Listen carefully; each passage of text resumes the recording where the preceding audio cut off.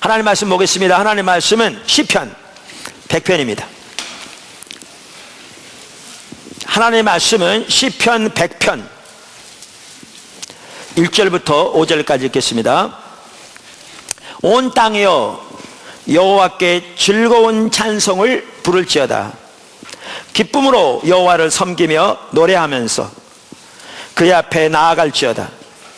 여호와가 우리 하나님이신 줄 너희는 알지어다. 그는 우리를 지으시니요 우리는 그의 것이니 그의 백성이요 그의 기르시는 양이로다. 감사함으로 그의 문에 들어가며 찬송함으로 그의 궁정에 들어가서 그에게 감사하며 그의 이름을 송축할지어다. 여호와는 선하시니 그의 인자하심이 영원하고 그의 성실하심이 대대에 이르리로다. 아멘. 우리가 주일 낮 시간을 통해서 제가 얼마 전에 쓴 기초성경 공부 2권을 가지고 이렇게 하나씩 우리 신앙의 가장 기본적인 부분들을 차례대로 살펴보고 있습니다. 우리 신앙은 한마디로 말하면 하나님을 아는 것입니다. 즉 하나님과의 친밀한 교제입니다. 그래서 우리는 우리의 일생 동안 하나님을 아는 것에서 자라나야 합니다. 근데 하나님을 아는 것에서 자라나는 데 있어서 핵심적인 기본적인 요소들이 있는데 그 중에 하나가 예배고 그 중에 하나가 말씀 묵상이고 그 중에 하나가 기도고 그 중에 하나가 전도입니다. 그래서 지금 현재 이 기도에 대해서 살펴보고 있습니다. 우리가 지난주에는 기도의 성격과 기도의 중요성, 특별히 하나님과의 친밀한 교제를 위해 그리고 하나님의 뜻을 알고 하나님의 의중을 발견하기 위해 기도가 얼마나 중요한가라는 부분들을 살펴보았고요. 오늘은 기도의 요소, 즉 기도에는 뭐가 포함되는가, 기도의 내용에 대해서 살펴보기 원합니다. 말씀드린 대로 우리가 지금 살펴보고 있는 내용들은 우리 신앙의 가장 기본적인 부분들을 살펴보고 있습니다. 가장 기초적인 부분들, 가장 기본적인 부분들, 기초적인 부분들을 살펴보되 일반적으로 널리 알려지고 받아들여지는 그 토대를 가지고 같이 살펴보고 있습니다. 그래서 많은 학자들의 그 견해도 또 사전들도 제가 인용하는 이유도 거기에 있습니다. 자, 기도의 요소들, 이와 관련해서 오늘날 그러니까 초대교회의 기도 관습들이 현대 성도들에게도 많은 영향을 끼치고 있는데 오늘날도 많은 성도들이 초대교회 교부 중에 하나였던 한 사람이었던 오리겐에 의해서 처음으로 주창됐던 그 X 모델을 사용하고 있습니다. 그러니까 이 모델은 맨 처음에 오리겐에 의해서 주창되었습니다. 초대교회 교부 중에 한 분이었죠. 근데 그 이후로 지금까지 수많은 교회 리더들과 성도들이 기도에 있어서 이 모델을 채택한 거죠. 오늘날에도 마찬가지고요. 그 모델이 액츠 모델입니다. 그러니까 액츠란 말은 영어로 ACTS. 근데 그 각 네 가지 요소의 첫 글자를 딴 겁니다. 영어로. 그러니까 A는 adoration, 찬사를 말하는 거고요. C는 confession, 죄의 고백을 말하는 거고요. T는 thanksgiving, 감사를 말하는 것이고 S는 supplication, 간구를 말하는 겁니다. 그리고 이 ACTS 합하면 X는 사도행전이죠. 사도행전을 X라고 그러잖아요. 그러니까 이 기도 모델이 맨 처음에 오리겐에 의해서 주창되었는데 그 이후로 오늘까지도 많은 사람들이 이 모델을 따르고 있습니다. 그래서 기도의 요소 이 네 가지를 오늘 살펴보기 원합니다. 아멘. 첫째, 찬사, A, adoration, 찬사.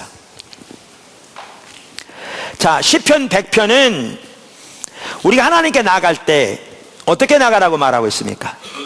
우선 기도는 하나님과의 대화라 지난주에 살펴봤습니다.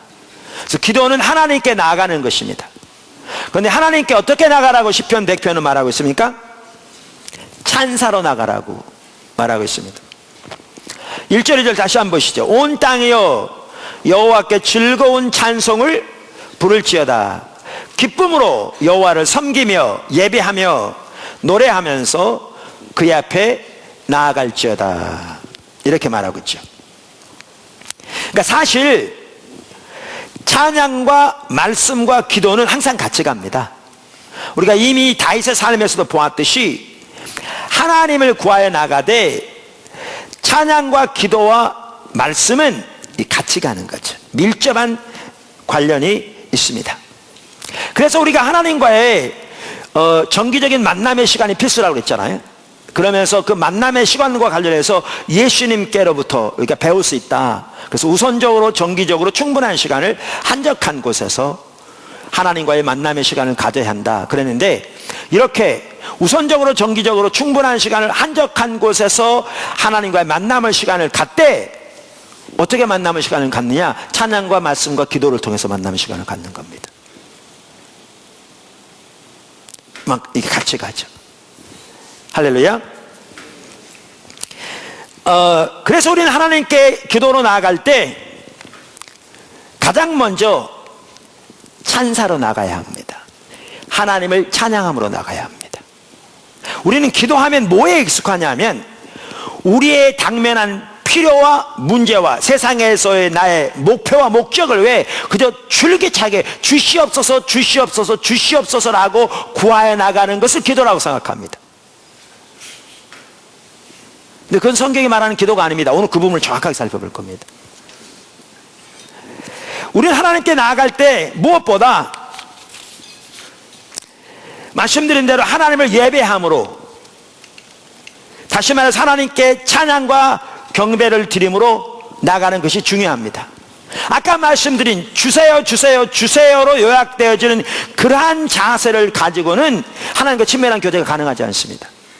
그러니까 우리의 신앙은 한마디로 하나님과 친밀한 교제라고 그랬는데, 그러한 자세와 태도를 가지고는 하나님과의 친밀한 교제가 불가능합니다. 여러분, 인간관계에서도 마찬가지입니다.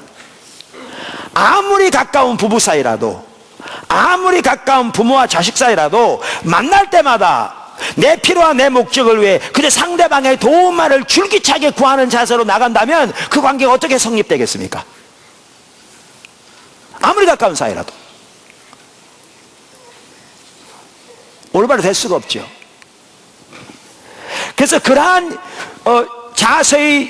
자세와 그러한 이해의 기도 생활을 통해서는 하나님과 친밀한 교제가 가능하지 않습니다. 할렐루야. 우리 하나님께 나아갈 때 무엇보다 말씀드린 대로 하나님을 찬양함으로 나가야 합니다. 하나님은 우리의 모든 찬양을 받기에 홀로 합당하신 분입니다. 그러므로 우리는 하나님께서 우리에게 행하신 그 아름다운 일들과 하나님께서 우리에게 베푸신 그 큰 은혜를 인하여 하나님께 마음껏 찬사를 드릴 뿐만 아니라 하나님 그분 자신을 인하여 기뻐함으로 나가야 합니다. 사실 그게 예배의 정의라고 우리가 살펴봤습니다. 저 개인적으로도요, 하나님 앞에 나갈 때 이렇게 하나님의 그 은혜에 감사해서, 무엇보다 십자가에서 확증된 그 하나님의 사랑, 그 은혜, 그리고 날마다 우리와 함께 하시는 하나님의 그 무궁무진한 은혜와 신실하심과 자비, 하나님의 그 선하심, 그 모든 은혜들로 인하여 하나님께 마음껏 감사를 드리고 찬사를 드리고 그분으로 인하여 기뻐하는 그러한 마음으로 하나님 앞에 나가면요, 대다수의 경우에는 주님의 임재가 벌써 함께 하십니다. 하나님의 마음이 부어지기도 하고요, 하나님의 사랑이 마음에 부음바 되기도 하고요, 그 하나님에 대한 감격이 넘치기도 하고요, 하나님의 뜻이 어떨 땐 선명히 보여지기도 하고요. 이렇게 됩니다. 우리가 이 부분에 대해서는 과거의 예배에 대해 살펴보았기 때문에 오늘은 여기까지만 언급하고 넘어가겠습니다. 그래서 우리가 하나님께 기도로 나갈 때 한 가지 핵심적인 요소는 뭐라고요? A, adoration, 찬사입니다. 자, 두 번째 C가 뭐라고 그랬죠? confession, 그러니까 죄의 고백, 그러니까 회개죠. 성경에 보면 죄가 우리와 하나님과의 사이를 가로막고 그래서 하나님으로 하여금 우리의 기도를 듣지 못하게 하신다, 그렇게 한다 라고 기록되어 있습니다. 성경에 보면. 그러니까 시편 66편 18절 성경을 다 찾으시면 좋겠고요. 내가 나의 마음에 죄악을 품었더라면 주께서 듣지 아니하시리라.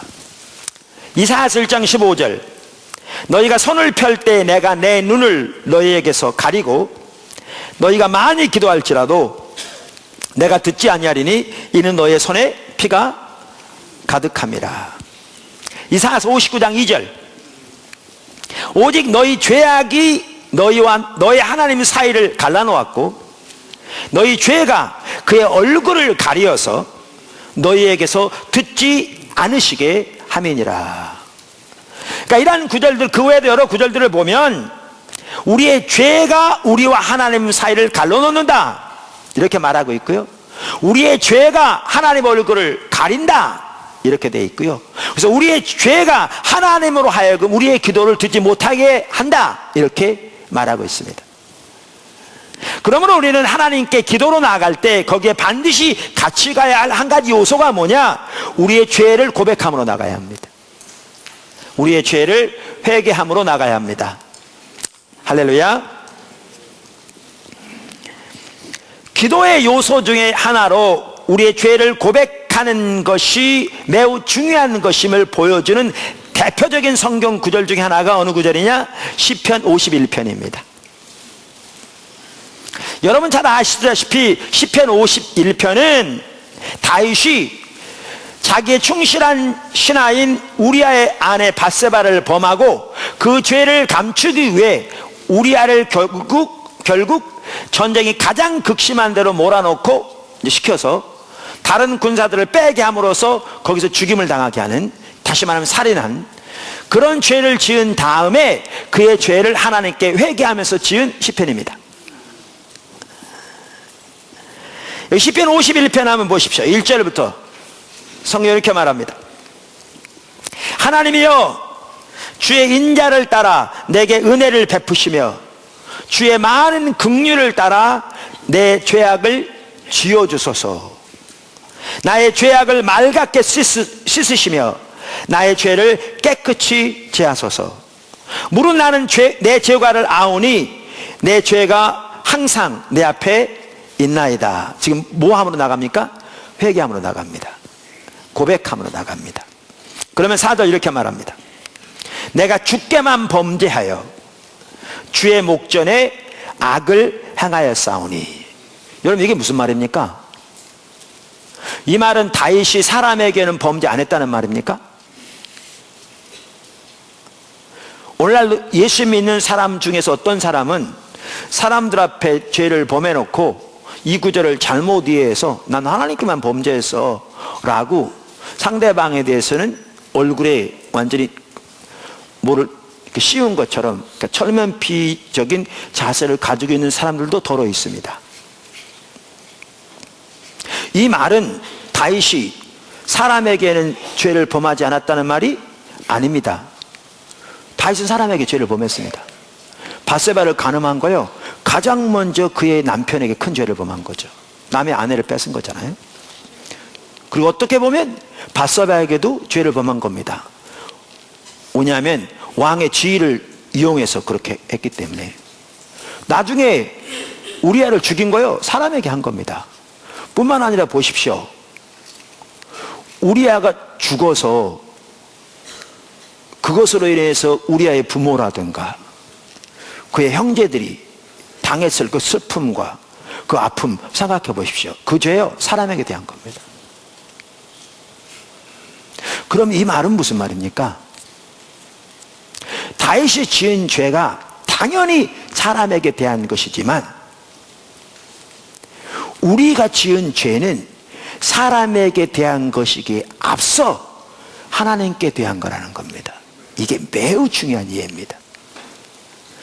우리가 우리의 죄의 성격을 올바로 이해하기 위해서도, 그리고 올바로 우리가 회개하고 고백하는 자세로 하나님 앞에 나가기 위해서도 우리가 반드시 이해해야 할 매우 중요한 이해 중에 하나가 뭐냐면, 우리가 비록 사람에게 죄를 지을지 모르지만 우리가 범하는 죄는 그보다 훨씬 더 근본적으로 우리가 하나님께 대하여 죄를 짓는다는 사실입니다.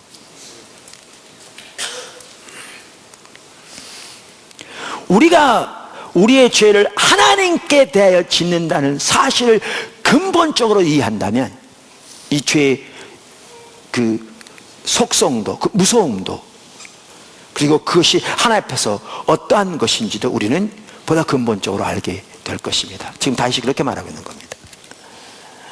내가 주께만 범죄하여 주의 목전에 악을 행하였사오니 주께서 말씀하실 때에 의로우시다 하고 주께서 심판하실 때에 순전하시다 하리이다. 아멘. 자, 이 상황입니다. 이런 상황에서 다윗이 하나님께 나아가 이렇게 회개함으로 나가고 있는데, 그러면서 뭐라고 그러냐, 그 아래 16절을 보십시오.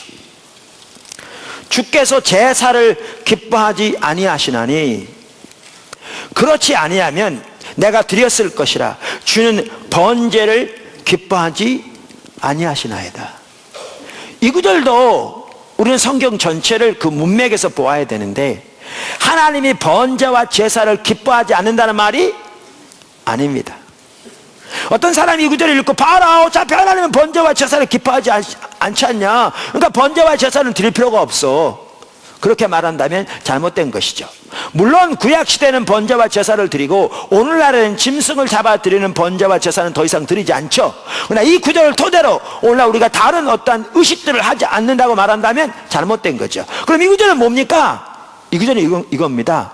하나님 앞에 그렇게 중대한 죄를 범했는데 죄를 고백하고 회개하고 돌이킴이 없이 번제나 제사를 드린다고 이것이 하나님이 기뻐하신 것이 아니라는 겁니다. 여러분, 오늘날도 적지 않은 하나님의 백성들이 죄를 짓고 그것이 하나님께 대하여 지어지는 것입니다. 그걸 회개하고 자백하고 돌이키기보다 그 상태로 있으면서 종교적인 의식을 함으로 이것을 만회하려고 합니다. 근데 그렇게 드려지는 어떠한 종교적인 의식도 하나님 앞에서 아무런 의미가 없습니다. 하나님이 그걸 원하시는 게 아니기 때문에. 이게 지금 그 말입니다. 하나님이 제사를 기뻐하지 아니하시며 이 상태에서 이 자백을 대신하는, 이 회개를 대신하는 번제를 기뻐하지 아니하신다. 그걸 구하지 아니하신다. 하나님이 그걸 구했더라면 내가 많은 제사를 드렸을 것이라. 왜? 그 당시 왕으로서 엄청난 재물이 있었잖아요. 이렇게 지금 말하고 있는 거죠. 이 구절이 그 구절입니다. 그러면서 그 다음 절에 뭐라고 말합니까? 하나님께서 구하시는 제사는, 하나님께서 우리에게 바라시는, 원하시는 제사는 상한 심령이라. 하나님이여 상하고 통회하는 마음을 주께서 멸시하지 아니하시리이다. 자, 이렇게 해서 이 구절에 보면 상하고 통회하는, 애통하는 그러한 심령을 하나님이 기뻐 받으시는데, 그 심령으로 한 게 뭡니까? 회개고 고백이죠. 자백. 여기에서 그러면서 18절에 주의 은택으로 시온의 선을 행하시고 예루살렘 성을 쌓으소서. 그때에 주께서 의로운 제사와 번제와 온전한 번제를 기뻐하시리니 그때에 그들이 수소를 주의 제단에 드리리이다. 여기도 보시면 회개하고 돌이킨 후에 번제와 제사가 하나님이 기뻐 받으시는 제사라, 이렇게 말하고 있는 것을 볼 수가 있습니다. 그러니까 우리는 이 구절에서 잘 볼 수 있듯이 하나님께 기도로 나갈 때, 이 예배도 마찬가지입니다. 개인적으로 기도로 나갈 뿐만 아니라 공적으로 예배로 나가는 것도 마찬가지인데, 하나님께 예배로 나갈 때 우리에게 있어야 할 한 가지 핵심적인 요소는 뭐냐? confession입니다. 죄의 고백, 회개. 아멘.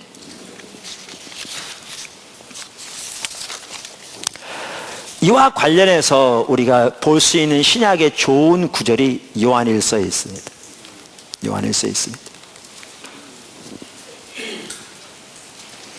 우리가 이렇게 과거에 요한일서를 쭉 주일날 이렇게 살펴본 적도 있는데, 저 요한일서 1장 6절에서 9절인데요. 만일 우리가 하나님과 사귐이 있다 하고, 그러니까 여기도 보면 우리의 신앙을 한마디로 뭐라고 표현하고 있습니까? 하나님과의 사귐이라 이렇게 표현하고 있습니다. 1장 3절에 이어서. 그러니까 이 말은 이 뜻입니다. 우리가 하나님을 안다고 하면 우리가 하나님과의 사귐이 있다 하고, 다른 말로 우리가 구원받았다고 하고, 다른 말로 우리가 신앙이 있다 하고, 다른 말로 우리가 예수를 믿는다고 하고, 다 같은 말입니다. 그러면서 어둠에 행하면 거짓말을 하고 진리를 행하지 아니함이거니와. 그러니까 우리가 구원을 받았다고 하면서 어둠 가운데 행하면 구원받았다고 하는 말이 거짓말이라는 겁니다. 그러니까 이 말은 우리가 예수를 믿으면 한 번도 죄를 짓는다, 그 말이 아닙니다. 우리가 이미 살펴본 대로. 이 말은 우리가 하나님과 올바른 사귐이 있으면 한 번도 죄를 짓지 않는다, 그 말이 아니라고요. 이 말을 이해하는 핵심적인 단어가 뭐라고요? 행하면이라는 단어입니다. 헬라어로 현재형이라고요. 다시 말하면 예수를 믿는다고 하면서 그의 삶의 자세와 패턴이 예수를 믿기 전에 불신자로 있었을 때의 그 세상적인 죄와 어둠과 세상의 욕심을 추구하는 삶이라면, 그것이 그의 삶의 지속적인 패턴이라면 예수를 믿는다고 하는 말이 거짓말이다, 그 뜻입니다. 이 말은 과거에 살펴본 것처럼 요한 1서는 그 당시 초대교회를 크게 여러 가지 면에서 해를 끼치고 있던 영지주의에 대해서 교회를 보호하기 위해서 쓰여진 그 목적도 하나가 있습니다. 우리가 이미 살펴본 대로 영지주의는 크게 두 가지 특징이 있었는데, 하나는 영적인 어떤 지식을 얻음으로 구원을 얻는다는 것이고요, 두 번째는 구원을 얻으면 어떠한 죄를 지어도 상관없다는 도덕 폐기론이었습니다.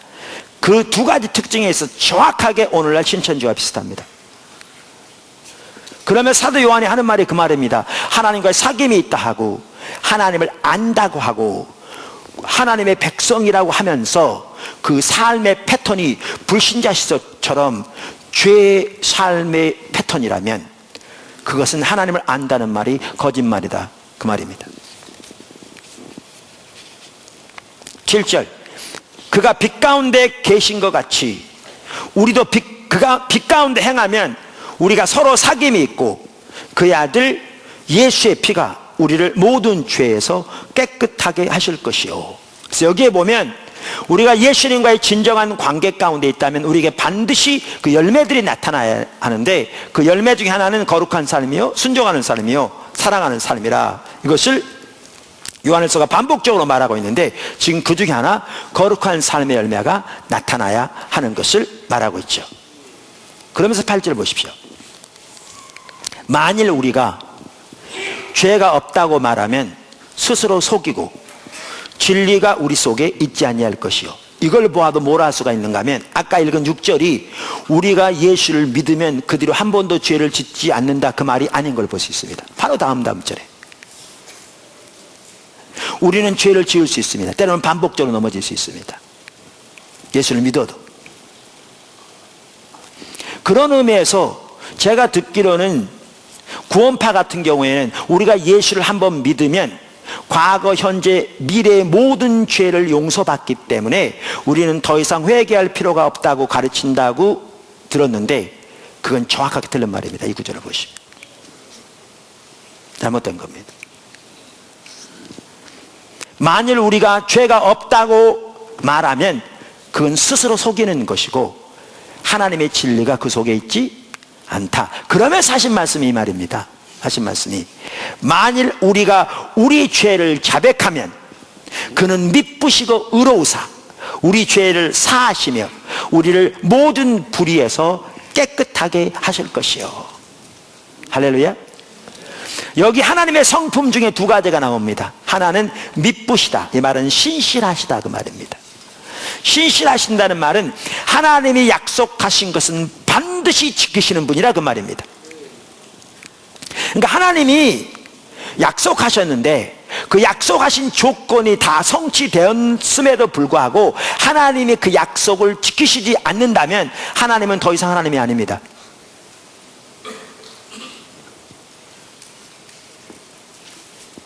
왜냐하면 하나님의 성품이 신실하신 분이기 때문에. 하나님은 하나님이 말씀하신 그 약속을, 그 약속의 조건들이 올바로 성취된다면 반드시 지키시는 분입니다. 그분의 존재가 거기에 달려 있습니다. 왜냐하면 그분은 신실하신 분이기 때문에. 여기에 또 하나의 성품이 나옵니다. 그게 뭡니까? 의로운 분이라 그 말이죠. 그러니까 의로운 분이란 말은 하나님이 하신 일은 다 옳은 일이다 그 말입니다. 그러니까 오늘날 신천지가 하는 것처럼 자기들의 목적을 위해서라면 어떠한 속임수나 거짓이나 심지어 성경에 명백하게 죄라고 기록되어 있는 일까지 서슴지 않고 하면서 하나님은 모래하게 하나님이라 갖다 붙이는 것은 이건 완전히 사단이 하는 일입니다. 하나님은 의로우신 분이거든요. 그럼 여기 보십시오. 여기 이 구절에서 지금 하나님은 신실하신 분인데 이 구절에서 하나님 하신 약속이 뭡니까? 자백하는 예수를 믿는 하나님의 백성들의 죄를 용서하신다는 약속입니다. 그러므로 우리 하나님께 우리 죄를 자백하고 회개하고 돌이키면 하나님은 하나님의 존재를 걸고 우리 죄를 용서하십니다. 그분은 신실한 분이기 때문에요. 뿐만 아니라 우리를 용서하시는 그 하나님의 행동은 의로운 것입니다. 왜 의롭느냐? 바로 요한일서 2장 1절 2절에 말한 것처럼 하나님은 하나님의 아들 예수 그리스도를 우리의 죄를 위한 대속물로 내어주셨기 때문에 회개하는 예수 믿는 하나님 백성들의 죄를 용서하시는 것이 의로운 행실입니다. 의로운 행실입니다. 그래서 요한일서 1장 6절에서 이 9절 말씀을 연결해 보면 그래서 우리의 신앙이 뭐와 비슷하냐? 외줄 타는 거와 비슷하다 그 말이죠. 어떤 사람이 높은 외줄 위에 장대를 하나 들고 몸의 균형을 잡아가면서 걸어가고 있습니다. 떨어지지 않기 위해서 온갖 노력을 다합니다. 몸의 균형을 잡기 위해 온갖 힘을 다합니다. 그런데 떨어질 수 있습니다. 근데 떨어지면 그 안에 그물이 쳐 있습니다. 그를 보호하기 위해서. 그럼 다시 일어나 올라가서 다시 이제 균형 잡으면서 나가는 것이죠. 우리의 신앙생활은 한편으로 외줄 타는 것과 같습니다. 무슨 말인가? 어떤 사람들이 이렇게 비방하는 사람도 있습니다. 예수쟁이들 뭐 회개만 다 된다며 그러니까 지들들 마음대로 죄 짓고 회개하고 죄 짓고 회개하고 죄 짓고 회개하지 그렇게 하는 사람도 있고요. 예수 믿는 사람 중에서도 어차피 회개하면 용서하실 텐데 라고 마음 놓고 죄를 지은 사람이 있을지 모르는데 그건 성경이 말하는 신앙이 전혀 아닙니다. 6절 우리가 하나님과 사귐이 있다 하고 어둠 가운데 행하면 진리가 그 속에 있지 않는 자요. 외줄타기 하는 것처럼 그렇게 주와 동행하는 거룩한 삶을 살기 위해 우리는 힘을 다해 갑니다. 근데 넘어질 수 있습니다. 때로는 반복적으로 넘어질 수 있습니다. 그러면 성경은 뭐라고 말하느냐? 너희가 만일 죄가 없다 말하면 그건 거짓말하는 자요. 진리가 그 속에 있지 않다. 그래서 우리가 넘어질 때 외줄타기 하는 사람들을 받쳐주는 그물처럼 우리를 받치는 그물이 있습니다. 무엇보다 튼튼한 그물, 예수 그리스도의 보혈로 된 그 그물. 그래서 우리가 다시 회개하고 돌이켜 일어나 주님과 동행하는 삶을 살아가는 것입니다. 이게 우리 신앙생활입니다. 이게 그래서 우리가 하나님께 기도로 나아갈 때 그 한 가지 중요한 요소가 뭐냐? confession, 죄의 고백입니다. 할렐루야. 자, 세 번째 ACT. T가 뭐라고 그랬죠? Thanksgiving의 약자입니다. 감사. 감사.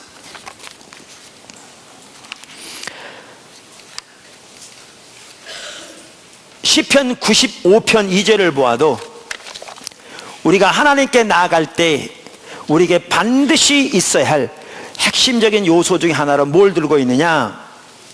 감사를 들고 있습니다. 시편 95편 2절 우리가 감사함으로 그 앞에 나아가며 시를 지어 즐거이 그를 노래하자. 오늘 읽었던 본문 시편 104편 4절만 하더라도 마찬가지입니다. 감사함으로 그의 문에 들어가며 찬송함으로 그의 궁정에 들어가서 그에게 감사하며 그의 이름을 송축할지어다. 아멘. 그 외에도 많은 구절들에서 우리가 이런 내용을 볼 수 있습니다. 그래서 우리가 하나님께 나아갈 때 우리에게 반드시 있어야 할 핵심적인 요소 중에 하나는 하나님께 대한 감사입니다. 할렐루야. 하나님께 대한 감사입니다. 사실 감사는 우리의 기도나 우리의 예배뿐만 아니라 우리 신앙 전반에 있어서 가장 중요한 요소 중에 하나입니다. 여러분, 감사가 우리 신앙생활에서 얼마나 중요한 것인가를 간략하지만 간편하게 볼 수 있는 한 가지 방법이 뭔지 아세요? 여러분이 성경 프로그램이 있으면요, 컴퓨터에 검색란에다가 감사라는 두 단어를 치고요, 엔터를 눌러보세요. 그러면 정말 많은 성경 구절이 들 겁니다.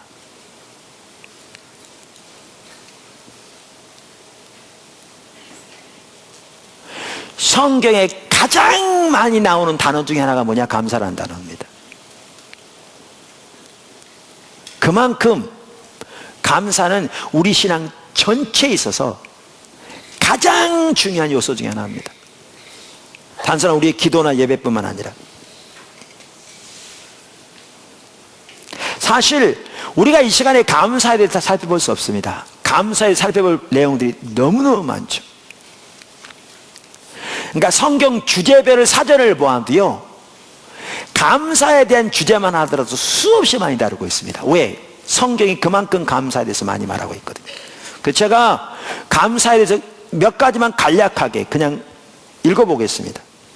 감사는 하나님을 영화롭게 하고, 감사는 하나님을 인정하는 것이고, 감사는 하나님을 신뢰함으로 가능하고, 감사는 하나님을 찬양하는 것이고, 감사는 하나님과의 올바른 관계에서 필수적인 요소이고, 감사는 우리에게 힘을 주고, 감사는 우리를 믿음 안에서 보호해주고, 감사는 삶을 대하는 우리의 태도의 변화를 가져옴으로써 결국 우리 삶에 중대한 긍정적인 변화를 가져다주고, 감사는 내 자신과 내가 처한 환경에 대한 하나님의 안목을 보게 함으로써 그것에 대한 궁극적인 승리를 우리에게 가져다 줍니다. 그래서 우리는 하나님과 동행하는 삶을 살기 위해, 그리고 우리는 승리하는 삶을 살기 위해, 하나님과의 친밀한 교제 가운데 늘 머물기 위해 반드시 우리가 유념하고 실천해야 할 성경 구절 중에 하나가 있습니다. 그게 어느 구절이냐? 데살로니가전서 5장 16절 18절입니다. 다시 말합니다. 우리 하나님과 동행하는 삶을 살기 위해, 하나님과 친밀한 교제 가운데 늘 머물기 위해, 하나님의 승리를 우리 삶 속에서 경험하기 위해 우리가 반드시 유념하고 실천해야 할 구절 중에 하나가 데살로니가전서 5장 16절에서 18절입니다. 잘 아는 구절입니다. 반드시 실천해야 할 구절입니다. 항상 기뻐하라. 쉬지 말고 기도하라. 범사에 감사하라. 이는 그리스도 예수 안에서 너희를 향하신 하나님의 뜻이니라. 자, 여기 보시면요, 명령문이 3개 나옵니다. 이 3가지는 권고가 아닙니다. 명령입니다. 하나님 우리에게 명령하시는 겁니다. 항상 기뻐하라. 쉬지 말고 기도하라. 범사에 감사하라. 3가지 명령이 나온 다음에 이것이 그랬습니다. 이것이 단수입니다. 만약에 이 3가지를 각기 말하려면 이것들이 그래야 합니다. 근데 이 3가지를 말한 다음에 이것이 이렇게 단수가 나옵니다. 이 말은 뭐냐면 이 3가지가 하나라는 겁니다. 항상 기뻐하는 것, 쉬지 말고 기도하는 것, 범사에 감사하는 것이 서로 뗄래야 뗄 수 없도록 하나라는 겁니다. 하나. 그러면서 뭐라고 말하는가? 이것이 그리스도 예수 안에서 우리를 향하신 하나님의 뜻이라, 이렇게 말합니다. 우리가 과거 뒤구조 살펴봤습니다만은 여기에 기뻐하고 기도하고 감사하는 거요 어렵지 않습니다. 왜냐하면 살다 보면 좋은 날도 있잖아요. 그래서 여러분이 어떤 좋은 일이 생겼어요. 그러면 감사하는 거 어렵지 않습니다. 그건 안 믿는 사람도 얼마든지 할 수 있습니다. 여러분의 자녀가 이번에 수능 대박 나가지고 서울대 들어갔어요. 기뻐할 수 있습니다. 그건 안 믿는 사람도 기뻐합니다. 할 수 있습니다. 기도요, 밥 먹을 때 잠깐 5초 동안 기도할 수 있습니다. 그것도 직장에서는 창피해서 못하고 집에 와서 밥 먹을 때 기도할 수 있죠. 이거 어렵지 않습니다. 여기에 핵심은 뭐냐 하면 수식어죠. 항상 기뻐하라는 것이고 쉬지 말고 기도하라는 것이고 범사에 모든 일에 감사하는 것이죠. 근데 이건 언제만 감사할 수 있느냐? 주님 안에 있을 때만 가능합니다. 그러니까 우리의 기쁨과 우리의 감사와 이것들의 요인들이 예수 그리스도일 때에만 가능합니다. 예수님과 예수님이 우리에게 주신 은혜일 때만 가능합니다. 네, 보십시오. 하나님께서 성경을 통해 우리에게 명령하신 모든 하나님의 뜻들은 하나님의 뜻입니다. 근데 사도 바울은 여기에서 이 세 가지 명령을 말하고 난 다음에 이것을 예수 그리스도 안에서 우리를 향하신 하나님의 뜻이라고 구체적으로 언급했습니다. 이 말은 뭐냐면요, 사도 바울 서신서만 하더라도 어떤 명령을 하고 난 다음에 이것이 너희를 향하신 하나님의 뜻이라고 말한 구절이 많지 않습니다. 거의 없습니다. 왜? 말할 필요가 없습니다. 말 안 해도 다 하나님의 뜻입니다.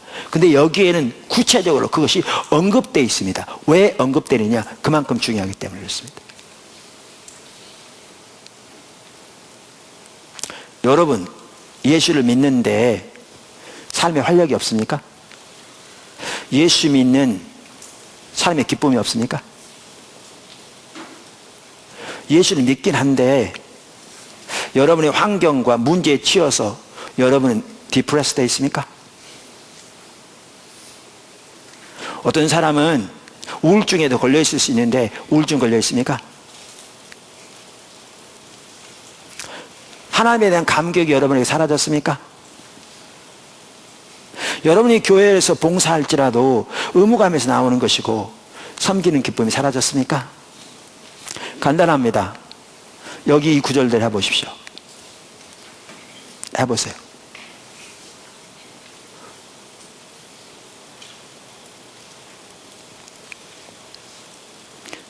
우울증 큰 병입니다. 그게 병이거든요. 또 우울증 때문에 자살하는 사람들 더러 있습니다. 예수 믿는 사람들 중에서도 그게 병이니까요. 그런데 포도나무 교회를 통해서 우리 지체들 가운데 우울증 치료하는 사람 많습니다. 어떨 때는 심각한 우울증도 치료되는 사람도 많습니다. 여러분, 여기 하나님께서 데살로니가서 5장 16절 18절에서 명령하신 이 명령, 사도 바울이 이것이 하나님의 뜻이라고 구체적으로 언급까지 하면서 강조한 이 명령은요, 우리가 하나님과 동행하는 삶을 살기 위해 정말 중요한 구절입니다. 여러분이 예수로 인하여 항상 기뻐하고 예수님 안에 있는 하나님의 은혜로 인하여 하나님을 신뢰하기에 범사에 감사하고 여러분의 영이 항상 하나님께 열려져 있는, 늘 우리가 눈을 감고 기도하지 않을지 모르지만 그렇게 쉬지 않고 기도하는 그 삶을 산다면 정말 여러분에게 놀라운 승리와 기쁨과 감격이 있을 줄로 믿습니다. 이처럼 이 세 가지는 밀접하게 관련되어 있는데 여기서도 보아도 알 수 있듯이 기도와 연관해서 중요한 한 가지가 뭐냐? 감사합니다. 감사합니다.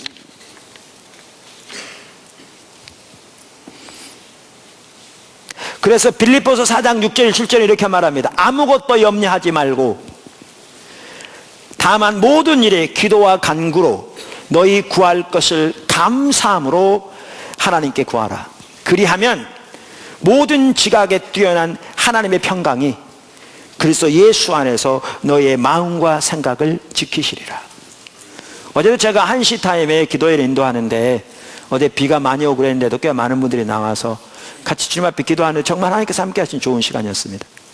저 개인적으로도 기도하기 바로 전에 몸이 갑자기 아파져가지고 다른 분에게 부탁을 했는데 좀 견딜만 해서 들어가서 같이 기도를 인도했는데 저에게도 정말 좋은 시간이었습니다. 하나님이 함께 하시고 하나님의 임재하게 함께 하시고 어제 기도하면서도 이렇게 여러 가지로 같이 기도하는 중에 우리 학교 기숙사를 위해서도 기도하는데 어떤 분이 하나님이 이 구절을 생각나게 하셨다 그러더라고요. 당연하죠. 우리 이렇게 기도로 나가야 되거든요. 이렇게 감사함으로. 그래서 골로새서 4장 2절 기도를 계속하고 기도에 감사함으로 깨어있으라. 마찬가지입니다. 이처럼 기도에 있어서도 그리고 더 나아가 우리 신앙의 전반에 있어서 감사가 핵심적인 중요한 요소 중에 하나인데 우리가 잘 알다시피 하나님께 대한 신뢰가 있어야 진정한 감사가 가능합니다. 사실 하나님께 대한 진정한 감사는 하나님께 대한 신뢰, 믿음을 그 토대로 하고 있습니다. 우리가 여러 번 살펴봤잖아요. 빌립보 감옥의 바울. 어쩌면 시험 들을 수 있었다니까요. 왜냐하면 바울은 아시아로 복음을 전하려고 가려고 했거든요. 근데 하나님 막았어요. 성령께서 막았어요. 반복적으로. 그리고 환상을 통해서 하나님이 마게도냐 지역으로 가라고 하셨고 그것이 하나님의 뜻인 걸 분별해서 마게도냐 지역의 첫 성을 들어간 게 빌립보였는데 들어가서 사역은 열리지 않고요. 있는 중에 귀신 들린 여자아이가 쫓아다니면서 예언하는데 예언의 내용은 정확한데 귀신 들려 해서 힘든 거죠. 견디기가. 그래서 바울이 뒤돌아서 예수님의 이름 귀신을 쫓아버렸더니 그 노예 주인들이 이 노예를 이용해서 돈을 버는데 점치게 해서 귀신들로 점치는 거죠. 그랬는데 그 수입원이 사라지니까 고소해서 채찍에 맞아 감옥에 갇히게 됐다고요. 그 당 채찍에 맞으면 살이 다 찢어졌는데 그 당시 감옥은 의료시설이 되어 있지 않았는데 심지어 냉난방 시설 전혀 안 돼 있었는데 많은 감옥은 자기들이 먹을 것을 스스로 해결해 했어야 되는데 그 상황에서 밤 12시가 된 거죠. 우리 같으면 얼마나 시험 들을 수 있었다고요. 이해할 수 없는 거죠. 주님이 인도에서 왔는데 사역은 전혀 열리지 않고 이런 상황에 처한 거죠. 근데 바울과 실라 그 일행들은 밤 12시가 되었을 때 하나님께 감사하며 찬양하기 시작했어요. 왜요? 그들은 영원히 신실하시고 영원히 자비하신 십자가를 통해 그 사랑을 확정하신 하나님의 사랑과 하나님의 자비와 하나님의 신실하심과 하나님의 주권적인 통치와 하나님의 전지하심과 실수가 없으신 하나님의 그 주권을 신뢰했기 때문에 그들은 다 이해할 수 없을지라도 그 하나님을 신뢰하기 때문에 하나님을 신뢰함으로 감사하며 찬양한 거죠. 그랬더니 아마 하나님이 견디지 못하신 것 같아요. 마음이 감격이 돼서. 그래가지고 옥토를 흔들어 버리셨어요. 그 결과 사도 바울이 가는 곳마다 선교헌금으로 동참하며 늘 사도 바울의 마음에 있었던 빌립보 교회가 그 결과 세워집니다. 그 간수장의 가족들부터 시작해서. 감사요? 하나님께 대한 신뢰가 그 토대가 있어야 진정한 감사가 가능합니다. 제 책에 보면 역대하 20장에 나오는 여호사밧의 이 얘기도 나옵니다. 마찬가지였습니다. 네 번째.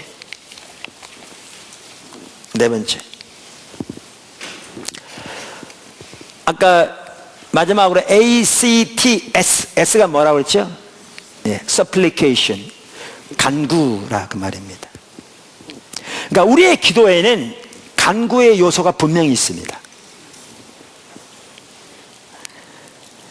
성경에 나오는 하나님의 사람들도 자기들의 문제를 위해 기도했습니다. 간구했습니다. 제가 성경 구절 몇 구절 읽어보겠습니다.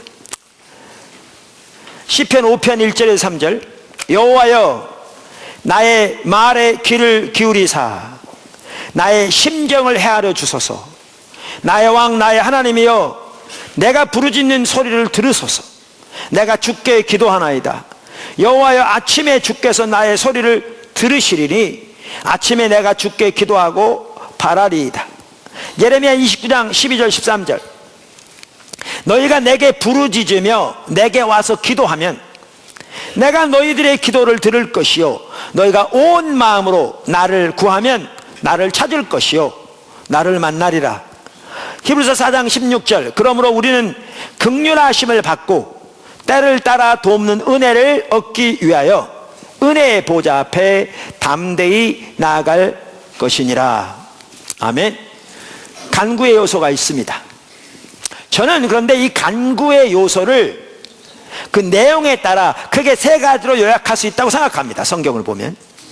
그러니까 그 내용에 따라 간구의 요소를 세 가지로 요약할 수 있다고 생각합니다. 첫째, 나를 위한 간구. 둘째, 다른 사람을 위한 간구. 세 번째, 하나님 나라를 위한 간구. 뭐라고요? 나를 위한 간구. 두 번째, 다른 사람을 위한 간구. 세 번째, 하나님 나라를 위한 간구. 성경에 보면 이 부분을 다 볼 수 있습니다. 이렇게 요약할 수 있습니다. 자, 그러면 이제 첫 번째, 나를 위한 간구. 그러니까 자신의 필요와 자신의 문제를 위해 간구하는 것이 죄이거나 윤리적으로 부적절한 것이 아닙니다. 아멘. 예수님께서도 주기도문에서 우리에게 일용할 양식을 위해 기도하라고 말씀하심으로써 이 부분을 언급하셨습니다. 그러니까 그 일용할 양식에는 우리들의 필요, 우리들의 당면한 문제가 다 포함된다고 볼 수 있죠. 그리고 성경에 나오는 수많은 하나님의 사람들도 자기들의 필요와 자기들의 당면한 문제를 위해 하나님께 간구했습니다. 그러니까 잘 들으십시오. 어떤 사람들은 이걸 잘못 이해해요. 그렇기 때문에 자신의 필요와 자신의 문제를 위해 하나님께 간구하는 것이 잘못된 것이 아닙니다. 그리고 우리의 기도에는 반드시, 그러니까 우리의 기도에는 그 부분이 분명히 포함됩니다. 서플리케이션의 요소가 있다니까요. 아멘. 그리고 그 서플리케이션, 간구에는 나를 위한 간구가 포함된다니까요. 근데 그럼에도 불구하고 그저 우리 자신의 필요와 우리 자신의 문제, 그리고 세상에서 우리가 세운 그 목표, 목적을 위해 그저 줄기차게 하나님의 도움을 구하는 기도는 올바른 기도가 아닙니다. 그리고 아까도 말씀드린 대로 주세요 주세요 주세요로 요약될 수 있는 그러한 기도를 통해서는 하나님과의 올바른 관계가 가능하지 않습니다. 그러니까 많은 사람들이 그럼 도대체 어떻게 하란 말이냐? 우리의 기도를 잘못 이해합니다. 그러니까 뭐가 기도인지조차 이해가 잘 안 돼 있습니다. 오늘날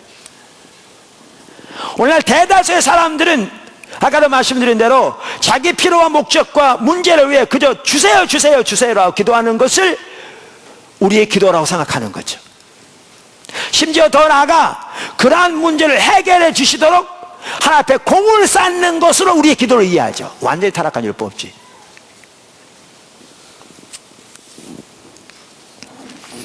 자, 그럼 도대체 어떻게 하라는 얘기냐? 자, 하나씩 살펴볼 텐데요. 우선 우리들의 기도는 이방인들의 기도와 달라야 합니다. 믿으십니까? 예수 믿는 하나님 백성들의 기도는 이방인들의 기도와 달라야 합니다. 예수님이 그렇게 말씀하셨습니다. 어디에 말씀하셨는가? 마태복음 6장에 말씀하셨습니다. 자, 마태복음 6장을 다 찾으시죠. 그러니까 기도에 대해서 오늘 정말 많이 잘못 이해되고 있는데 여러분 이 부분을 잘 들으셔야 합니다. 그래야 올바른 기도를 드릴 수 있습니다. 마태복음 6장. 너는 기도할 때에 내 골방에 들어가 문을 닫고 은밀한 중에 계신 내 아버지께 기도하라. 은밀한 중에 보시는 내 아버지께서 갚으시리라. 뭐 할 때 그렇게 하라고요? 기도할 때. 지금 기도에서 말하고 계십니다. 7절. 또 기도할 때 이방인과 같이 중언부언하지 말라. 누구와 같이? 이방인과 같이 중언부언하지 말라. 그들은 말을 많이 하여야 들으실 줄 생각하느니라. 그러므로 그들을 본받지 말라. 구하기 전에 너희에게 있어야 할 것을 하나님 너희 아버지께서 아시느니라. 자, 여기에 보면 우리가 기도할 때 누구처럼 하지 말라고요? 이방인처럼 하지 말라고요. 자, 그럼 이방인들의 기도를 여기 어떻게 특징 지었습니까? 중언부언, 그 다음에 말을 많이 하여야 그들의 신이 들을 줄로 생각하는 그러한 이해. 그게 이방인들의 기도입니다. 여기 중언부언이라는 이 단어는 여기만 나옵니다. 신약 성경에서 헬라어로. 그러니까 이 말이 정확하게 뭘 의미하는지는 잘 알지 못합니다, 학자들도. 왜냐하면 여기만 나오거든요. 다른 데는 안 나옵니다, 이 구절이. 물론 그 시대 사람들은 잘 알았을 겁니다. 근데 우리는 그 시대에 살고 있지 않기 때문에 타임머신을 발명해가지고 그 시대에 가서 예수님이 가르칠 시대로 돌아가면 알지 모르겠지만 이제 지금은 알기가 쉽지 않죠. 자, 그러면 그 다음에 한 가지 더 말씀드리고 넘어가려고 하는 것은, 이 말은 그러니까 우리는 어떤 문제에 있어서 기도하면 한 번만 기도하면 된다, 집중적으로 계속 기도하는 건 옳지 않다, 그 말은 아닙니다. 왜냐하면 예수님의 겟세마네 동산의 기도를 보더라도 예수님께서 따로 나가셔서 하나님께 기도하시기를 아버지여 하실 수 있으면 이 잔을 내게서 옮겨 주옵소서, 그러나 내 뜻대로 마옵시고 아버지의 뜻대로 하옵소서, 이것을 1시간 동안 구하셨거든요. 간절하게. 얼마나 간절하게? 이 땀이 피가 나올 정도로 그렇게 간절하게. 그러니까 정말 우리가 고심하면서 집중하면서 이렇게 간절할 때는 핏줄 터지고 그러잖아요, 눈 같은데. 그런 것처럼 이렇게 피가 나올 만큼. 그리고 1시간 동안 있다 왔더니 제자들이 자고 있었어요. 그러니까 너희가 나와 함께 1시간 더 못 깨어있더냐. 그리고 또 가서 1시간 동안 기도했거든요, 그렇게. 그리고 또 와서 또 자고 있었거든요. 그리고 또 3번째 가서 기도하시고, 3번째는 하나님의 응답을 분명히 받으신 것 같아요. 나올 때 완전히 확신 가운데 나오시잖아요, 지난번 살펴본 것처럼. 그러니까 여기도 보면 그 또 어떤 문제에 한 번만 기도해야지 반복적으로 기도하면 잘못된 거다, 그 얘기는 아닙니다. 예수님의 경우를 보아도 그렇고 성경 다른 곳을 보아도 그렇고. 근데 여기에 보면 지금 이방인들의 기도처럼 하지 말라 그러면서 하나는 중언부언 하지 말라 그랬고, 이들은 그들의 신에게 많이 기도해야 그들의 신이 그들의 기도를 들어줄 걸로 이해하고 있다, 이렇게 말하면서 저들처럼 되지 말라, 지금 이렇게 돼 있죠. 자, 이 이방인들의 기도를 좀 더 이해하려면 그 아래를 보시면 돼. 그리고 이제 예수님이 기도를 가르치시거든요. 그게 우리가 주기도문이라 말하는. 그리고 나서 25절을 보십시오. 마태복음 6장 25절. 그러므로 내가 너희에게 이르노니 목숨을 위하여 무엇을 먹을까, 무엇을 마실까, 몸을 위하여 무엇을 입을까 염려하지 말라. 목숨이 음식보다 중하지 아니하며 몸이 의복보다 중하지 아니하냐. 그러면서 공중의 새를 보라. 그리고 더 나아가 들의 백합화를 보라, 이렇게 쭉 예수님께서 말씀하시죠. 그러면 30절에 보면 오늘 있다가 내일 아궁이에 던져지는 들풀도 하나님이 이렇게 입히시거든 하물며 너희일까 보냐 믿음이 적은 자들아. 그러면 31절을 보세요. 다 같이 보세요. 31절. 그러므로 염려하여 이르기를 무엇을 먹을까, 무엇을 마실까, 무엇을 입을까 하지 말라. 이는 다 이방인들이 뭐 하는 것이요? 구하는 것이라. 너희 하늘 아버지께서 이 모든 것이 너희에게 있어야 할 줄을 아시느니라. 여기에 이방인들이 구한다, 이 말은요 단순히 기도하는 것만을 말하는 게 아니고요, 그들의 삶에서 추구하는 것을 말합니다. 자, 그럼 이렇습니다. 여기 이방인의 기도가 뭔지 이제 이렇게 합해보면 이해가 됩니다. 이방인들은 이 땅에 살아가는 목적이 뭐냐? 세상의 일들을 위해서 살아갑니다. 그 당시로 줄이자면 무엇을 먹을까, 무엇을 마실까, 무엇을 입을까.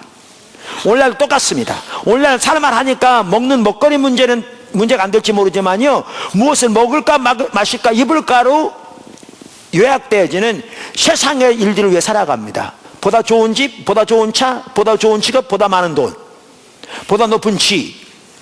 이게 안 믿는 세상 사람들이 추구하고 삶의 목표로 삼고 그들이 거기에 삶을 투자하고 살아가는 것들입니다. 그리고 이제 어떻게 하느냐? 그들은 그들의 신에게 이것을 이루어달라고 집중적으로 기도합니다. 그러면서 어떤 이해를 가지고 있느냐? 많이 구하고 많이 기도하면 그들의 신이 이 목표를 이루어질 걸로 이해하고 있는 것이 이방인들의 기도입니다. 근데 예수님이 뭐라고 그러냐면 너희는 저들처럼 하지 마라.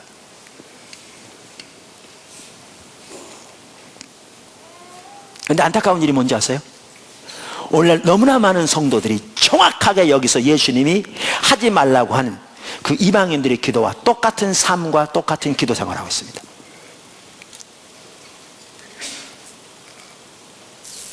똑같이 살아갑니다. 그래서 제가 아까 말씀드린 게 그 말입니다. 기도에는 supplication, 간구의 요소가 분명히 있습니다. 그 간구 중에는 나를 위한 간구도 있는데, 그렇다고 해서 그렇기 때문에 내 필요와 내 목적을 위해 구하는 자체가 잘못됐거나 해서는 안 되는 거나 죄라는 건 아니라 그 말이죠. 그 요소가 분명히 있고 예수님께서 말씀하셨습니다. 그러나 오늘날 사람들이 이해하는 것처럼 그저 기도하면 세상에 자기 목표와 자기 목적과 자기 문제를 위해 집중적으로 그저 그거 이뤄달라고 구하는 것이 기도는 아니라 그 말입니다. 여러분, 오늘날 대다수 성도들이요, 어떤 문제가 있거나 이렇게 환경에 어려움이 있으면 그게 그 모든 걸 지배합니다. 이거밖에 보이지 않습니다. 이거밖에. 기도 때도 예배 때도 모든 이거밖에 보이지 않습니다. 그리고 그들의 모든 관심은 그저 이거 해결해달라고. 그래서 하나님 앞에 밤낮으로 주세요 주세요 주세요, 이거 해결해서 도와주세요, 이렇게만 합니다. 아무리 상과 다를 바 없습니다. 여러분, 예수님이 제자들에게 이방인처럼 하지 말라 그렇게 말씀하시면서 그 배후에 어떤 가치관이 있는 줄 아세요? 여러분, 성경에 보셨지만 하늘에 계신 너희 아버지께서 구하기도 전에 너희의 필요를 쓸 것을 아시느니라, 이 말이거든요. 근데 아까 그런 자세의 이 배후에는 하나님께 대한 어떠한 신뢰도 믿음도 없는 것이거든요. 불신인 거죠.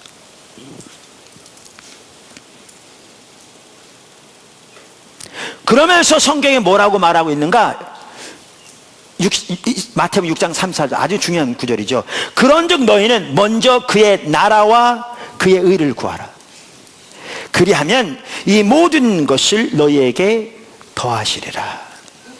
아멘. 자, 그러면 이제 설명합니다. 그럼 우리가 supplication, 간구에 있어서 나를 위한 간구가 분명히 있는데 이 기도 요소에는 어떻게 그럼 기도할 건가? 나를 위한 간구 부분을 어떻게 기도할 건가? 그걸 지금도 설명을 할 테니까요, 잘 기억하십시오. 잘 기록했다 그대로 배우시기 바랍니다. 첫째, 제가 첫째, 둘째, 셋째 너무 많이 하면 복잡한데도 여러분 꼭 기억하라고 제가 이렇게 일부러 하고 있습니다. 첫째, 우리는 가장 먼저 하나님의 얼굴을 구해야 합니다. 아멘. 우리는 가장 먼저 하나님의 얼굴을 구해야 합니다. 다시 말하면 하나님 그분 자신을 구해야 합니다. 그러니까 아까 읽었던 예레미야 29장 12절만 하더라도 그렇습니다. 너희는 내게 부르짖으며 내게 와서 기도하면 내가 너희의 기도를 들을 것이요. 그러면서 뭐라고 그러냐면 너희가 온 마음으로 나를 구하면 나를 찾을 것이요 나를 만나리라. 우리가 오늘날 이 예레미야 29장만 하더라도 어떻게 이해하냐면 찾으면 만난다, 이것도 우리는 어떻게 생각하냐면 그저 내 문제, 내 목표 이거 이뤄달라고 아까 말한 이방인의 기도처럼 줄기차게 구하면 그거 해결해 줄 걸로 이 구절을 이해한다고요. 우리가 이미 살펴봤죠. 근데 이 구절은 전혀 그게 아니라고요. 뭐 하라고 말했다고요? 하나님 그분을 구하라고요. 그분을 알기를 구하라고요. 모세의 삶에서도 다윗의 삶에서도 바울의 삶에서도 그들의 인생의 유일한 삶의 목표와 목적은 하나님을 아는 거였습니다. 그게 우리 신앙입니다. 이 부분은 여러 번 설교했기 때문에 다시 설교할 수가 없습니다. 이미 이 시리즈에서 했습니다. 수없이 많이. 여러분이 귀에 딱지가 않도록. 그래서 우리가 하나님께 구하되 개인적인 간구에 있어서도 가장 첫째는 뭐 해야 되느냐? 하나님 그분 자신을 구해야 합니다. 그분을 알기를 구해야 합니다. 그분의 뜻과 의중을 구해야 합니다. 아멘. 그 다음에 두 번째. 지금 나를 위한 간구를 살펴보고 있습니다. 두 번째, 우리는 하나님의 나라와 의를 위해 살아가야 합니다. 할렐루야. 하나님의 나라와 의를 위해 살아가야 합니다. 이것이 하나님 백성의 삶이에요. 이것이 하나님의 자녀의 삶입니다. 아까 예수님께서도 너희는 이방인처럼 하지 말라 그러면서 그러므로 너희는 먼저 그의 나라와 그의 의를 구하라. 그 삶을 살아라. 그러면 나는 뭐지 필요 내가 채울게. 그 말이죠. 어떤 분 이런 분이 있어요. 제가 가끔 얘기하는데 이제 교회 장로님이라도, 물론 포도암교회는 장로가 없습니다. 우리는 침례교회이기 때문에. 장로님이라도 자기 자식 목사시키기에는 좀 그래. 그러니까 인식에 목사가 되려면 세상의 즐거움도 세상의 목표도 다 내려놓고 온전히 하나님 헌신돼야 하니까 좀 아까워. 그래도 똑똑한데. 그러니까 이제 목사 되기는 좀 그렇고 장로시키기 원해. 인식에 장로하면 세상에 누릴 거 다 누리고 지위도 다 누리고 그러면서 교회에서 큰 소리도 칠 거 다 치고 그러면서 사람 일하고 이렇게 생각하는 이런 사람들이 있어요. 더러. 근데 이렇게 생각했을 경우에 이 선이 있다면 그 이해에서는 목사가 되려면 이 선을 넘어야 되는데 장로가 되려면, 그리고 평신도들이 선을 안 넘어도 된다고 생각하는 이해인 거죠. 이게 틀린 이해인데, 만약에 이런 선이 있다면, 이 가상의 선이라면 이게 우상입니다. 이게 우상이에요. 성경에 의한 우리 신앙은요, 목사든지 아니면 누구든지 우리 모두는 이 선을 넘어야 합니다. 그게 우리 신앙입니다. 하나님이 하나님의 영광을 위해 우리를 창조하셨고요, 예수님의 피로 값주고 우리를 사셔서 하나님의 소유 삼으셔서 이제 우리를 값주고 사신 분을 위해 살라고 성경이 명백하게 말하고 있기 때문에 우리 모두는 이 선을 넘어야 합니다. 그게 우리 신앙입니다. 그럼 어떤 분은 그럴 수 있습니다. 그럼 다 목사 되게? 아니요, 목사만 선을 넘는 게 아니라니까요. 부르심이 담을 뿐입니다. 하나님이 나는 목사로 부르셨고, 여러분이 어떤 분은 교수로 부르셨고, 어떤 분들은 선생으로 부르셨고, 어떤 분들은 주부로 부르셨고, 어떤 분은 뭐죠? 그 사업가로 부르셨고, 다양하게 부르신 겁니다. 그러면 우리가 이렇게 하나님의 영광을 위해 살아갈 때, 그리고 하나님의 부르심대로 이렇게 살아갈 때, 하나님은 그들을 통해서 하나님의 일을 이루십니다. 여러분, 성경의 역사를 보아도 그렇고요, 2000년의 교회 역사를 보아도 그렇고요, 어떤 선교사나 어떤 목사보다 또한 다른 성도들을 통해서 하나님의 놀라운 일들을 이루신 경우도 너무너무 많습니다. 다니엘은 총리였습니다. 오늘날로 지난번에 말한 것처럼 어느 한 나라는 정말 주님을 그렇게 사랑하는 한 사람의 국세청장을 통해서 그 나라 경제 전체를 바꿨다고 그러잖아요. 아프리카에. 나라의 운명을 바꾼 거죠. 그분은 그분의 사무실이 예배당처럼 그렇게 주님을 찾고 주님을 사랑하고 주님의 뜻대로 살고 주님의 지혜를 따라 행하는데, 그분이 국세청장 된 이후로 세금이 6배가 거쳤다잖아요. 나라를 살린 거죠. 이게 우리가 살아야 할 삶입니다. 그래서 우리는 하나님은 그분의 얼굴, 그분 자신을 구해야 되고요, 그 다음에 우리의 삶은 하나님의 나라와 의를 위해 살아가야 합니다. 아멘.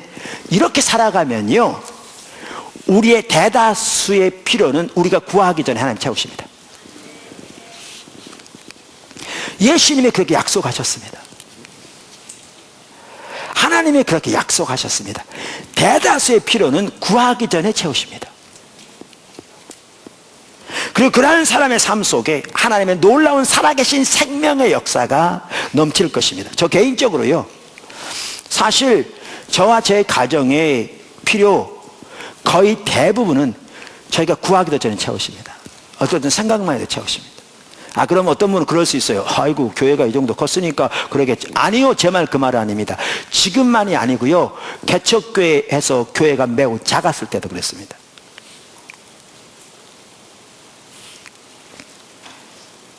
포도나무 교회가 세워진 지 올 부활절임 21년째입니다. 교회가 매우 작았을 때도 오랫동안 있었죠.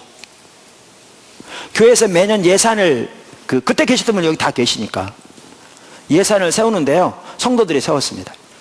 대부분의 경우에는 제 필요를 채울 수 있을 만큼 충분하지 않았습니다. 왜냐하면 교회가 어려우니까. 근데 예산이 저와 제 가정의 필요를 충분히 채울 수 있을 만큼 충분하지 않았을 때에도 제가 단 한 번도 예산을 세운 성도들이나 교회에 대해서 조금도 서운한 마음을 가진 적이 없습니다. 한 번도 없습니다. 왜냐하면 저는 제 필요를 위해 교회를 의지하지 않기 때문입니다. 저는 지금도 제 필요를 위해 교회를 의지하지 않습니다. 하나님을 의지하지.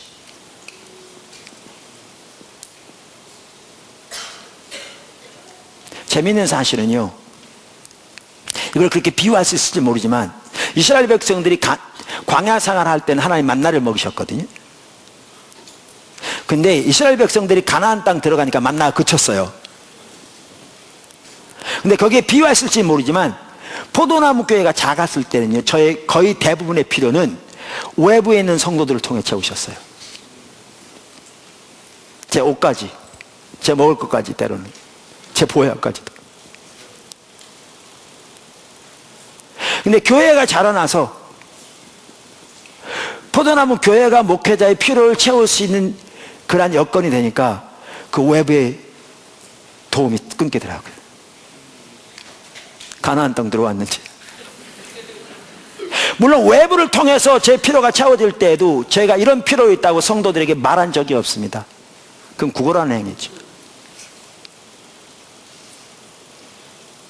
우리가 우리의 힘을 다해 하나님은 그분 자신을 구하고 그분을 찾으면 그분이 우리 만나주시겠다. 그분이 우리의 삶 속에 오셔서 우리의 삶을 통치하시고 다스리시고 하나님의 뜻과 의중을 보이시고 하나님의 살아계신 생명의 역사가 우리 삶 속에 회복되는 거죠. 그걸 우리가 구해야 돼요. 그게 우리가 해야 할 일이에요. 그래서 모세도 다윗도 바울도 그들의 일생의 유일한 목표와 목적이 하나님 그분을 알기를 추구하는 거였다니까요. 우리가 이미 살펴본 대로. 그리고 하나님의 목적을 위해 하나님 나라 우리 삶이 드려져야 돼요. 그러면 우리의 필요는 거의 대부분 우리가 구하기도 전에 채우십니다. 네, 세 번째, 그 상황에서도 우리가 우리의 필요를 위해 기도할 부분이 있습니다. 그러니까 우리가 그렇게 하나님과 동행하는 삶을 살면 우리의 필요와 환경이 100%다 우리가 구하기 전에 다 채워진다, 그 얘기는 아닙니다. 그 상황에서도 우리 자신의 필요와 환경을 위해 기도할 여지가 있습니다. 대부분 구하기도 전에 채워지지만. 근데 이때에도 우리가 중요한 게 그겁니다. 이때에도 우리는 그저 문제와 필요와 생명 그에 압도돼서 온갖 우리의 관심은 거기만 있어서 주세요 주세요 주세요 이렇게 나가지 않습니다. 그건 옳은 자세가 아닙니다. 그 배후에는 하나님에 대한 불신이 놓여 있고요, 옳지 않습니다.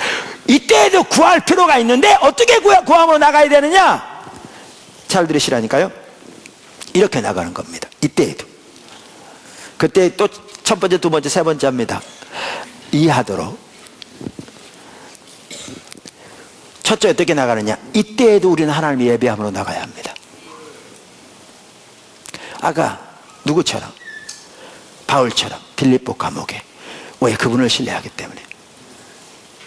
그분의 주권적인 통치와 합력하여 선을 이루시는 그분의 신실하신 사랑과 십자가에서 확증된 우리를 향한 그분의 사랑, 그분의 전지하심, 신뢰하기에 이를 다 이해할 수 없을 때에도 예배함으로 나가야 합니다.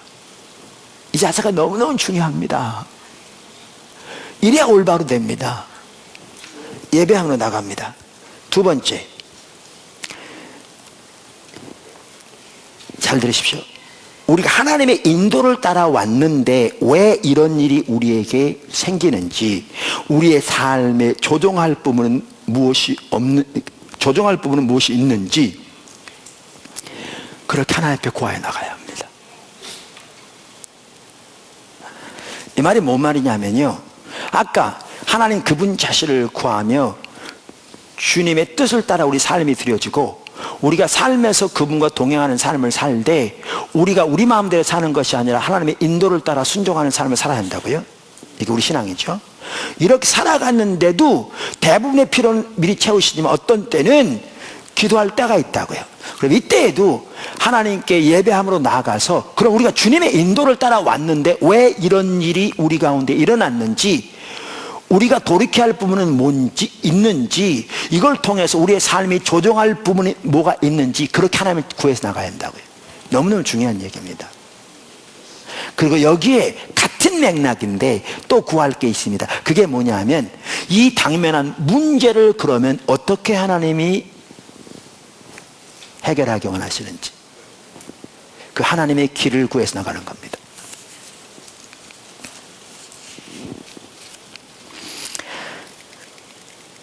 그리고 우리는 이제 그렇게 하나님의 길을 구해 나갔으면 하나님의 인도를 따라 우리의 삶을 조정하고 그분이 말씀하신 대로 순종해 나가면 하나님이 일하시기 시작하십니다.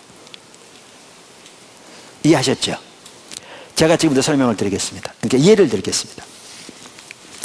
포도나무 교회가 여기 오게 된 게요, 분당에서 있다 여기 지어오게 되는데, 우리가 그 하나님께서 이렇게 하나님의 뜻을 처음에 보이실 때 우리는 여기에 이 넓은 부지를 사가지고 이거 지어가지고 올 거는 상상 자체를 못했습니다. 그때부터 계신 성도들이 있는데, 이거는요 목사인 저도 그랬으니까 어느 성도도 감히 상상을 못했습니다.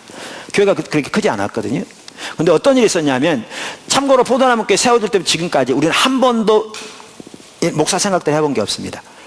제가 기도하는 하나님 뜻을 보이셨다고 따라오세요, 이게 하나님 뜻입니다, 이렇게 해본 적도 없습니다. 우리는 저를 통해서 하나님 뜻을 보이셨건 성도들을 통해서 보이셨건 하나님의 우리에게 인도하심이라고 이렇게 보여준다고 어떤 기도 중에 아니면 말씀을 묵상하는 중에 이런 게 보여지면 우리는 교회가 같이 모여서 그게 하나님 뜻인가를 분명하게 분별하고 하나님 뜻일 경우에 순종해 왔습니다. 여태까지 한 번도 임의로 한 게 단 하나가 없습니다. 목사 마음대로 한 거 단 하나가 없습니다. 저에게 보이신 하나님의 뜻일 경우에도 모든 성도들이 같이 모여서 분별해서 왔지 제 뜻대로 한 적이 단 한 번이 없습니다. 분별할 때에도 뭐 50%는 찬송하고 40%는 반대하고 이렇게 하지 않았습니다. 거의 대다수가 하나님 뜻인 게 확실하게 분별하는 그 경우에 우리 따라왔습니다. 여태까지 그렇게 해왔습니다. 근데 분당에 있을 때 우리 그때는 그 예배 드릴 장소가 부족하지 않았거든요.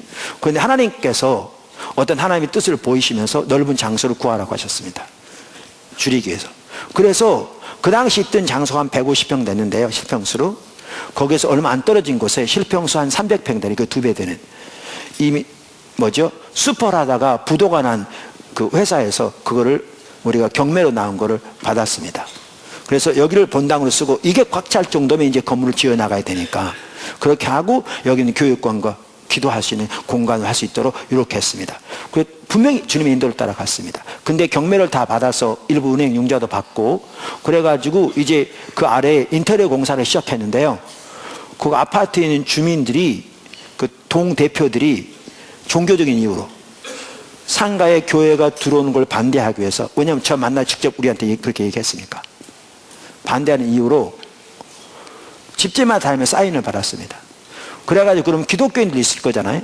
그러니까 그 기독교인들에게도 사인 받기 위해서 우리 이단을 몰았습니다. 그랬더니 어떤 분 같은 경우에는 그 당시도 제 설교가 CTS TV에 나가고 있었는데 이단이 무슨 TV에 나오겠냐, 그래가지고 사인 안 해주면 된다고 저한테 얘기한 분이 있었습니다. 그렇게 해서 사인을 받아가지고 요만큼 묶고 왔더라고요. 동대표하고 우리 팀이 만났을 때는 그분들이 나한테 그랬습니다. 상가 입구에 다른 종교가 있으면 되겠냐, 그래서 반대했던 겁니다. 근데 거기에 동대표 중에는 예수 믿는 사람도 있는 거 아십니까?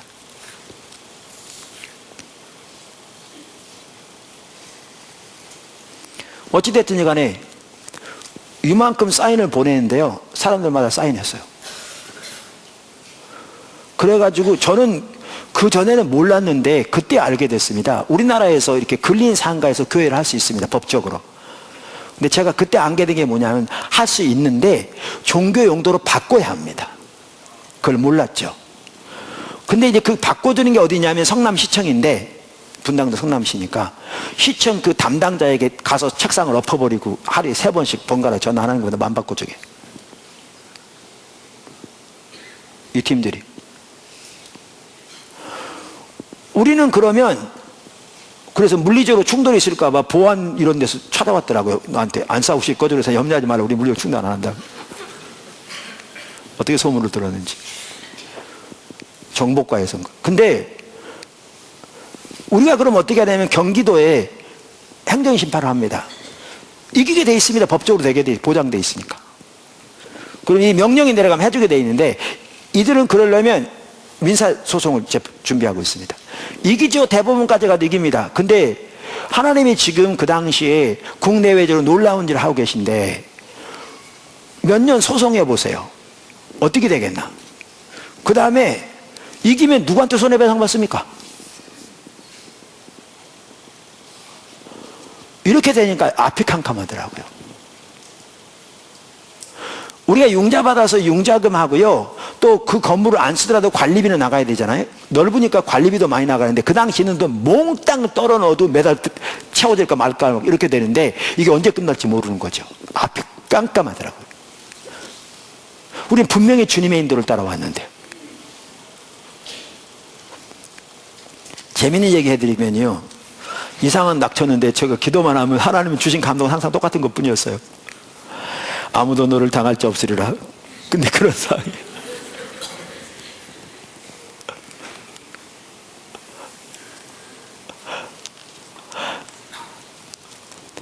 근데 이 상황에서 우리가 어떻게 했느냐, 이제 우리가 교회가 같이 모였습니다. 같이 이제 그래서 모여서 기도하기로 했습니다. 하나님 인도를 따라서. 근데 잘 보십시오. 이때에도 우리는 주세요 주세요 주세요 이렇게 가지 않았습니다. 이때에도 우리는 이게 우리를 압도해서 하나님 개발하게 해주세요 이렇게 가지 않았습니다.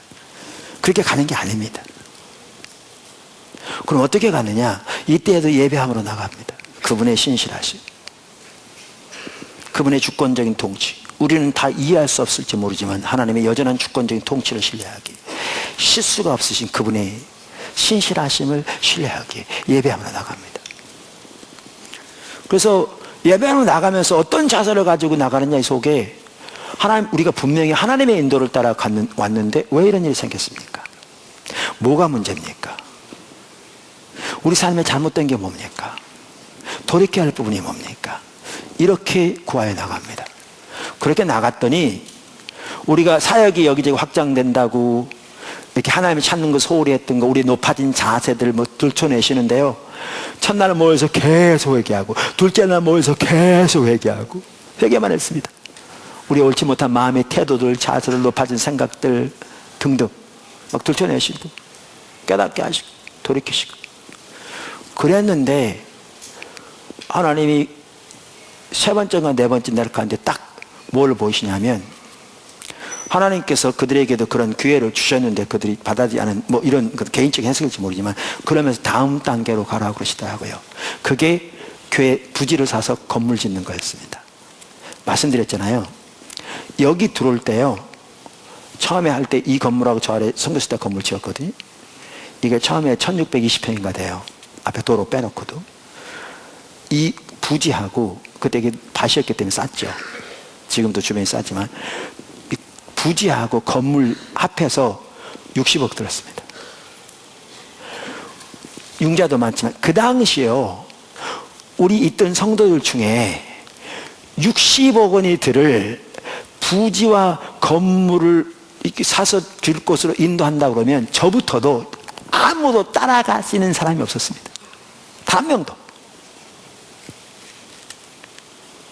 그건 우리 환경에서 불가능했습니다. 성도가 채 200명이 안 됐거든요, 청장에.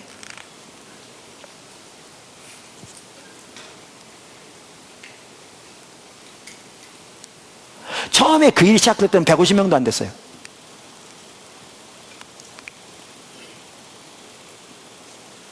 근데 그 과정을 통해서 하나님이 아무도 상상하지 못할 일을 하신 겁니다. 우리가 주님을 존재를 다해 사랑하고 주님 목적에 우리의 온 사람을 들여 동참하면 따라가면서도, 그러면 대다수의 필요는 하나님이 우리가 구하기도 전에 채우시지만, 어떤 경우에는 그때에도 우리의 환경과 우리의 문제를 위해 기도할 부분이 있을 때가 있습니다. 근데 이때에도 우리는 그저 도와주세요 도와주세요 그렇게 나가는 게 아닙니다. 주님을 신뢰함으로 예배하며 감사하며 나가 주님의 길을 구합니다. 그리고 하나 구하는 게 또 뭐라고 그랬죠? 이 당면한 문제에 대한 주님의 길을 구합니다. 제가 아들이 셋인데 셋 다 결혼해서 지금 잘 살고 있습니다. 정말 우리는 걔네도 고등학교 2학년 때 3학년 때 이렇게 다닐 때에도, 그때에도 1년에 40주 이상 국내외로 집회에 나갔기 때문에 저희 어머님이 아이들 집에서 밥은 해주셨지만 거의 애들 방치했습니다. 뭐 시험 때라고 옆에 서본 적이 한 번도 없었고요. 그런 건 우리는 상상조차 하지 않았습니다. 근데 하나님이 정말 하나님의 은혜로 그를 잘 자라게 하셔서 셋 다 결혼을 잘 살고 있어요. 여러분 내용 잘 아시니까. 그런데 그러던 중에 한 번은 어떤 한 애가 시험에 들었습니다. 근데 정말 큰 시험에 들었습니다. 제가 닭을 칠 수도 없는 상황이 아니었습니다. 그럼 더 잘못된 상황이었습니다. 그가 돌이켜지는 게 절박했습니다. 근데 인간의 힘으로는 할 수 없었습니다. 이 상황을 우리가 어떻게 하느냐? 이때도요, 주세요 이렇게 나가지 않습니다. 마음에 품죠. 우리는 여전히 주님을 따라갑니다. 여전히 주님을 구합니다. 주님 앞에 나갈 때요, 예배함으로 나갑니다. 그분을 신뢰하기 때문에. 감사함으로 나갑니다. 그리고 품고 나가되 어떻게 나가느냐? 이 당면한 문제에 대해서 하나님이 어떻게 하기를 원하시는지 하나님의 지혜를 구하여 나갑니다. 당면한 문제에 대해서. 그렇게 제 아내가 하나 베품고 나갔더니 하나님께서 어떤 감동을 주셨습니다. 요렇게 그를 섬기라고 그런 하나의 마음을 부어주신 거죠. 그래서 저하고 나눴고 우리 부부는 그렇게 그 아이를 섬기기 시작했습니다. 한 달이 못 돼서 완전히 돌이켜졌습니다.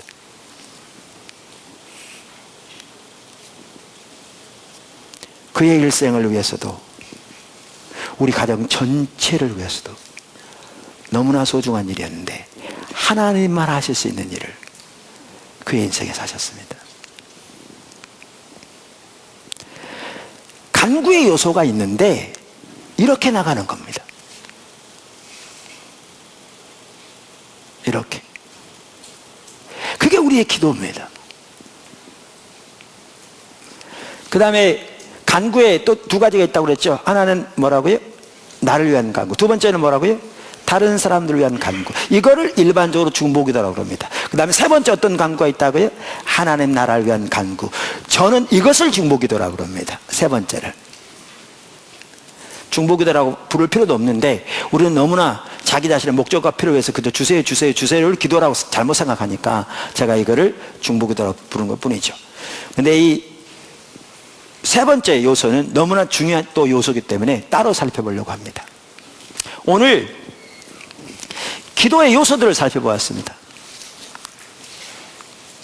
기도의 성격과 밀접하게 관련된, 특별히 오늘은 초대 교부였던 오리겐이 처음으로 이렇게 주창했고 그때부터 지금까지 2000년 교회 역사 동안 수많은 성도들과 교회 지도자들이 채택해 사용한 액트 모델을 가지고 우리 기도의 네 가지 요소를 살펴보았습니다. 기도는 찬사, adoration. 기도는 confession, 죄를 고백하는 것. 기도는 thanksgiving, 감사하고요. 기도는 supplication, 간구하는 것입니다. 여러분 이렇게 하나님을 신뢰하는 가운데 기도를 통해 하나님과의 친밀한 교제 가운데 나아가며 하나님 그분 자신을 구하고 그분의 뜻을 발견하여 동참하는 삶을 사는 가운데 여러분이 그렇게 주와 동행하면서 당면한 개인적으로건 단체적으로건 이런저런 환경과 문제가 있을 때 그렇게 주 앞에 나아가 그렇게 주님의 뜻을 구하고 그렇게 주님을 구하여 또한 주님의 인도를 따라 그렇게 순종하고 나가면 정말 주님과 동행하는 정말 복된 정말 놀라운 기도 응답과 하나님의 은혜를 살면서 경험하는 축복이 있을 줄로 믿습니다. 그 삶을 여러분 모두가 살게 되기를 주님의 이름으로 축원합니다. 기도하겠습니다.